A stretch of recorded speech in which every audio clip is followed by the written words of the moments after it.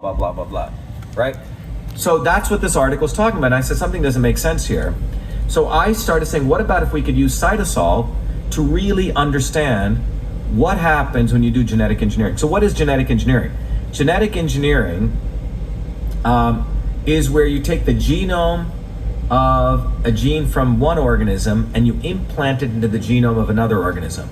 Now this would never occur in nature. It occurs only in a lab. Yeah.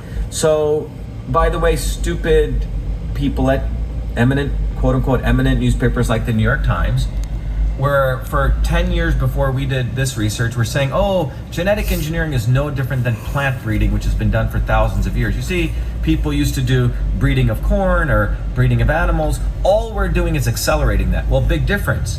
When you do breeding of animals or breeding of corn, it's full sexual reproduction, right? You're literally taking corn plants and pollen. It's full sexual reproduction. It's male and female. That's right. Yeah, but it's not in a test tube. Yeah. A salmon never mates with a tomato, or a flounder never mates with a tomato. When you take the gene of a flounder, which has good, protective skin for cold, and you put it in a tomato to make it more, that would never occur in nature. Yeah. That's not plant breeding. I'm sorry. It's like a pig. I don't know. Like having sex with like a cow or something, right? It's like Well, worse than that, a pig having sex with a corn. Yeah. Okay, it doesn't occur. Yeah. So for years, companies like Monsanto were saying, a genetically engineered soy. By the way, soy is 97% of the soy in the United States is genetically engineered. Only 3% is organic. Don't worry, a genetic engineered soy is exactly the same as an organic plant.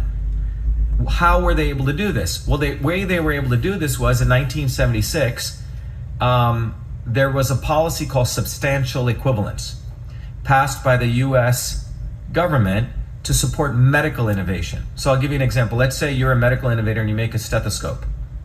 And it took you 7 years to get that stethoscope passed through the FDA. It's a new innovation. Now let's say you made one little change, like itsy weeny change, like you just changed the color of the stethoscope, or some minor change like the earpiece change. Well, in the old FDA laws, you would have to go through another 7 years. Yeah.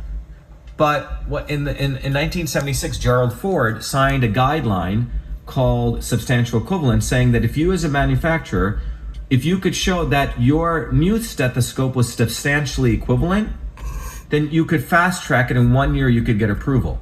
So substantial equivalence meant you get to choose whatever the criteria were, and you could show the equivalence. The equivalence of the new stethoscope with the old stethoscope. Yeah. If you could say, hey, look, only, they're pretty equivalent. Yeah. Okay? It had some